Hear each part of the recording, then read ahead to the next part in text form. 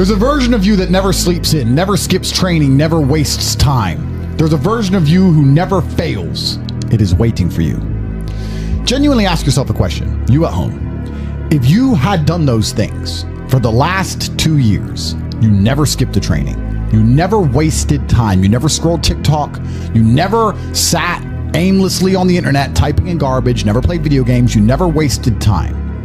You never skipped training, you were training every single day. You never slept in, you were never lazy. There's this version of you. Imagine the person you would be. Genuinely imagine what you would look like.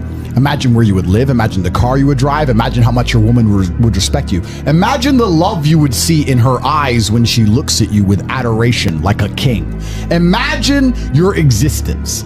That person is waiting for you, and the only thing that's stopping you from being that person is your monumental laziness. You can have it. The universe is very giving. It will give you anything you work for. I've never seen somebody try for something with all of their might and not get it. The only people who do not have the things they want are the people who do not try for them. I've never seen a person wake up and say, my only dedication in life is to solve a Rubik's Cube and fail. You are not stupid. You are not incompetent. You are lazy and arrogant. It's extremely important you understand that that person is waiting for you, and you are declining that version of yourself. In the multiverse, in the many different versions of the universe that exist, there is a version of you that does those exact things, and he is a greater person than you can even fathom. You can transform yourself into that guy. You can be a top G. That's exactly what I did. I knew who I was going to have to end up being before I became that person. My brother and I are not from rich families. We are not from advantaged beginnings, but I knew I had to be a big, strong, fighting billionaire. That's what I knew I had to be. Discipline is the key to success.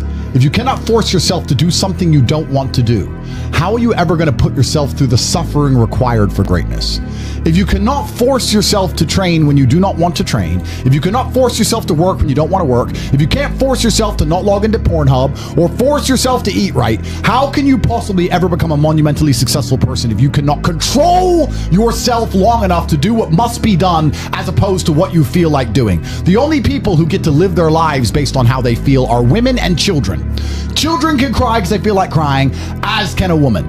A woman can start an argument because she feels like arguing, as can a child. A man must do what he is supposed to do irregardless of how he feels. That is the key component to masculinity, is discipline.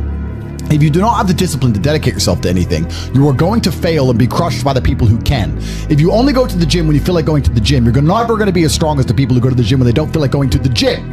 That is a reality of life. So, I train every single day. I've actually heard from some people saying, you overtrain. And I explained to them, one, I don't believe in rest. I'm not you. I'm not pussy, and I'm not broke like you are, Mr. Fitness Trainer, standing around the gym teaching people for $50 an hour. I don't need to listen to you. Secondly, I don't train because I want to get bigger. I train every day because it is difficult to train every day. It hurts. I don't want to. I wake up and I'm busy. I have other things to do. I don't feel like doing it, so I force myself to do it 7 days a week, 365 days a year, so that I know I'm the kind of person who can do what he doesn't want to do when it needs to be done. I am that man, and it's more of a mental exercise than a physical exercise at this point. How can you ever outcompete me if I can force myself to do the things I don't want to do and you cannot? Discipline is absolutely essential for success, and you need to get very comfortable and very used to the idea of understanding that on your path to greatness, there are going to be long periods of time where you hate what you are doing, where you are dissatisfied with the actions you must undertake, where you are tired, where you are stressed. That is why it is difficult. That is why most people won't make it. If the path was easy, everybody would walk it and it would lead nowhere. 100 people start the path, 99 fall off because it is difficult, and the one person who makes it to the end gets the gold. If all 100 made it to the end and the gold was divided by 100, it wouldn't even be worth anything. The difficulty gives it value. The fact that it is difficult to do is the key component into the fact you want it in the first place. If it wasn't difficult, everyone would have it and you wouldn't want it because no one would respect it. It's supposed to be hard. Life is supposed to be hard. You're supposed to think this is terrible. You're supposed to suffer and smile through the pain regardless. Discipline is the key to success in all realms as a man, and if you lack it, you stand no chance. You can give most people a roadmap to success. You can give them a Ferrari with a full tank of gas, and a lot of people still wouldn't make the destination because they would say the drive is too far away. quitters. They don't have the discipline. You can tell them exactly how to do it. You can give them the mechanism to get there, but they don't have the discipline to complete the drive and end up at the destination. That is the majority of Earth. This is your competition. People who, even if they are told what to do and people tell them exactly how to do it and help them do it, still quit, still fail because they lack discipline. Even me, with my monumental powers, I can't make a quitter successful. It doesn't matter how good I am. It doesn't matter how easily I make it for them to succeed. It doesn't matter how compendious and concise and powerful the real world is. It doesn't matter how much I text them and motivate them, how many emergency meetings I do to try and talk to them and hype them up, how much motivation I give them. It doesn't matter what I do. If they are a quitter, guess what they're going to do? They're going to quit. No matter how simple the map is to read, no matter how fast a Ferrari is, somewhere along the drive, the sun's going to get in their eyes, meh, meh, and they're going to sit there and go, I don't like this, this is hard, and they're going to quit. Quitters are the number one type of people that nobody can help. If you're a quitter, I can't help you, life can't help you, God himself cannot help a quitter. So if you lack discipline, you lack the very basic building block to any type of success which exists on the planet. By every single metric which can be measured with science, you are going to stay a loser and a failure. The key is to keep training. If you train hard every single day, you don't have to worry about a little bit of vitamin C. It's true. If you don't train and you don't smoke, you're still going to be a pussy. Yes. The answer is always hard work. As soon as you are granted life, you are guaranteed death. What you do in between is up to you. You are all conscious. That could end tomorrow, that could end in 100 years. But the time between the beginning of your consciousness and the end of it is completely up to you. Training is never the wrong decision. If you're in jail, you should train. If you are free, you should train. If you are rich, you should train. If you are poor, you should train. If you smoke, you should train. If you don't smoke, you should train. If you drink, you should train. If you don't drink, you should train. You cannot escape that hard work is always the correct decision. There is no time in any scenario when working hard is going to be the wrong answer. You should always try your very best in all things. I will smoke 10 cigars a day and beat the shit out of you because I train harder than you can possibly fathom. Pain is an extremely important part of the equation. Pain is the elixir of success. When people say this bad thing happened to me and I'm suffering, I say good. It is pain which is required. It's one of the elements in the chemical reaction. If a chemical reaction requires 5 particular distinct compounds and you have 4 and you're missing 1, it simply doesn't work. Pain for a man is one of the most important elements in becoming successful. Batman is Batman because they killed his parents. If they did not kill his parents, he would not be Batman. You're supposed to suffer. You're supposed to take that pain. The worst thing that can happen to you as a man is you live a life with no pain in it. To be born into a rich family and have a nice, easy life and be given money and you don't have to go to the gym and not have to train because you have bodyguards and sit around like a fuck up. You're going to be miserable and unhappy and a drug addict buying prostitutes. You're only going to have women who adore you. You're only going to feel confident in yourself and feel happy when you've been through hell and come out the other side. The pain is required, and you'll often notice that people who are better than you are people who have suffered more than you have suffered. So the person who is waiting for you, he requires your motivation. It also requires huge amounts of pain. So when bad things happen to you, do not sit at home and lament. Do not feel sorry for yourself. Instead, look in the mirror and say, thank you, God, for giving me one of the ingredients that is needed for the chemical concoction that is going to turn me into a superhero. Because pain is an extremely important one. In fact, it's one of the most important ones for a man. Everything is war. All of it. Sitting in the commute without losing your patience is war. Trying to find a way to escape your slave job is war. Keeping your wife happy and your children inspired is war. Training to become stronger than before is war. It is all war, and it cannot be avoided. And I'll tell you why it's war, because war is 2 opposing sides trying to achieve the same goal. 2 opposing sides want the same land or the same influence over X land. And the car you want, the Ferrari, you're not the only person who wants it. The reason it's so expensive is because other people want it. The girl you want, the beautiful woman, Everyone wants her. It is war. It is competition. Everything about life as a man is war. It is conflict because you are competing against the other men who want it the same, which is why discipline is such an important thing, which is why you must take the pain and add it to the concoction to become as formidable as possible. Life is war. This idea that you can go through life as a man and avoid war is probably the biggest mistake that most men make, because it is impossible for you to achieve anything significant without war. Running a business is war. Running a hotel, running a restaurant, running an online company, it's war. Training is war. Life as a man is war. You need to wake up and view it exactly as what it is. Everything I want, other people want. Everything I desire, other men are trying to get. This is a war and I must outcompete them. That is the best possible mental model you can have. Even in jail, it was a war for who could stay most calm, a war who could control their mind the best, a war for who could suffer the least.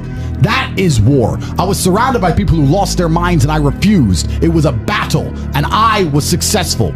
Life in and of itself as a man is a never-ending struggle and a never-ending battle. It is the constant of the human condition. Evolution requires pain. While others complain that they do not feel happy enough, I'm happy I'm struggling. I don't want to be happy. I want to be great. This is the beauty of life as a man. Do you understand? I don't care. I'm happy to be struggling. I wanted to fight. You wanted to win. I wanted to fight. That's the difference. You're concerned with winning. I wanted to just fight. And we're fighting. That is the beauty of life as a man, to be great. If you concern yourself only with being happy, you are once again acting like a female or a child. Happiness is fleeting. It doesn't even matter if you're concerned only with the hedonism of happiness. You're going to drink alcohol and go to parties and go to festivals and take drugs. I want to be happy. Who cares? I want to be great. I want to be great all of the time. And let me ask you a question as a man at home, genuinely, truthfully.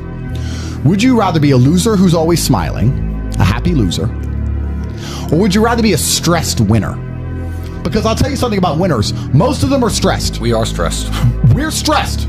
Putin is stressed. Genghis Khan was stressed when his messenger turned up after a 4-week ride with updates from the battlefront of Iran. I'm sure he was stressed by what he read. Even if it was very good, even if it all looked fantastic, he started to feel stressed. Okay, well now maybe I need to go to Iran. How long is it going to take me to get there? Maybe we need to send more horses. Maybe we need to colonize Iran. He felt stress because the beauty of life as a man is to be great. So you have to sit here and ask yourself, do you want to be a happy loser that's insignificant? Nobody knows you exist. Women don't respect you. Men don't respect you. Nobody cares if you live or die, but you get to smile all the time. Or do you want to be one of the most important people on the planet with a little bit of stress? I am brilliant because I've decided to be brilliant. And if I have to sacrifice happiness to be brilliant, then that's fine. You know what the great thing about it is? You know it's amazing what God gives, how the whole world becomes full circle? If you stop caring about being happy and you start caring instead about being great, guess what you end up being? Great. Along with great. And you know what? Yeah. Happy. You end up happy if you forget about happiness and try to become great. You will never be successful if you're concerned about being happy, so forget about it. I like to consider myself a wise old man, and I'm trying my best to encourage and instigate a revolution amongst the youth where men take absolute self-accountability and they believe in themselves and they take responsibility for absolutely everything.